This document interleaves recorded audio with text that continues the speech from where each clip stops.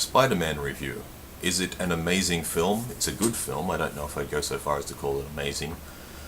It did have a couple of nice homages to the original Sam Raimi version, to the point where I don't know that this movie would have been this movie without the Sam Raimi version, because it's like the Sam Raimi version was used as a template for this version. The story, I don't know how many different times or different ways you can retell the origin story, but now there's some secret about Peter's father was involved with Norman Osborn. That was I think that'll be focused on more in the next film. This film seemed very planned, to the point where I think they may have actually planned a trilogy. I mean, it's Spider-Man. They were probably banking on the fact that it's Spider-Man. It will be popular. When I originally saw the previews and saw the Lizard as a bad guy, I was like, oh, the Lizard, that's an interesting choice. But having seen the film now, it actually makes sense, and the Lizard, given the plot of the film, is actually a very good contrast to Spider-Man and how either one of them gets their powers.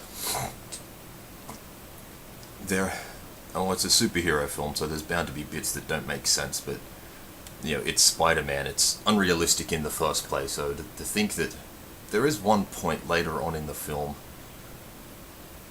and I will spoil it for you, Spider-Man wins. Huge spoiler warning there, sorry. There's one point later on in the film where things get set up, Spider-Man's injured, and he needs to get to a certain location in a certain time, and things get set up for him to make it easier for him to get there. Sorry, I guess this is me just mimicking the web slinging. But there's buildings there anyway. Why can't, he had an injured leg. Why, he can just web sling off the buildings. He doesn't need, cranes to come out. I liked this, what's this guy's name? Andrew Garfield. I thought this guy was a better Peter Parker, a better Spider-Man than Tobey Maguire. I thought Tobey Maguire was a good Peter Parker, but I think Andrew Garfield is a good Peter Parker and a good Spider-Man.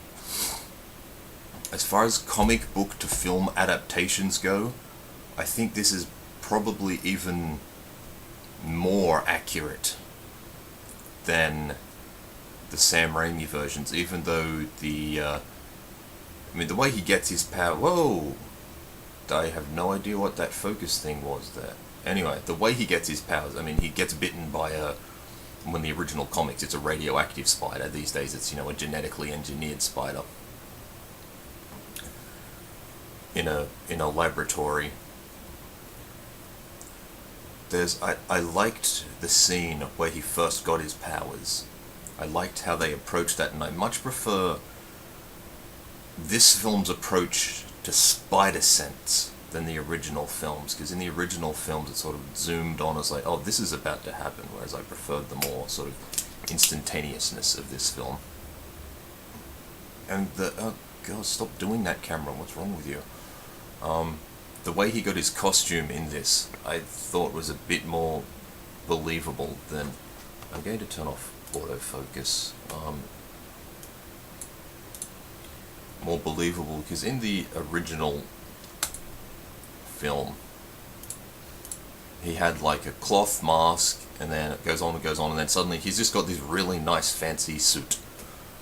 In this film there's reason behind the fancy suit. He has access to a nice facility that makes these kinds of things. The pacing and the speed.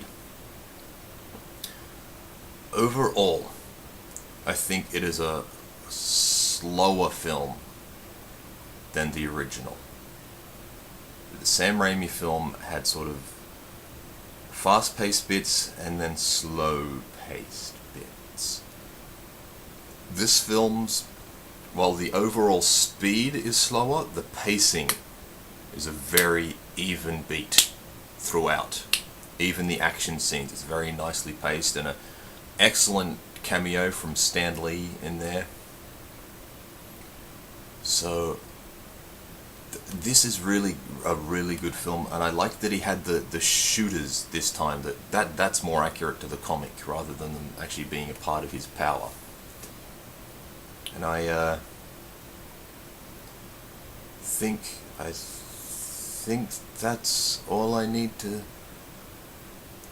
say for this film. I don't like giving films numbers. I don't like giving anything, but this, I recommend this film. Definitely go see it at the big screen. It was definitely converted into 3D. Don't bother with 3D really. Just go, if you want to see it in 3D, see it in 3D. But seeing it in 2D is not going to hurt. So I definitely recommend this, and I recommend seeing it at the big screen, and stay seated when the credits start rolling. Thank you very much. That is all. Good day.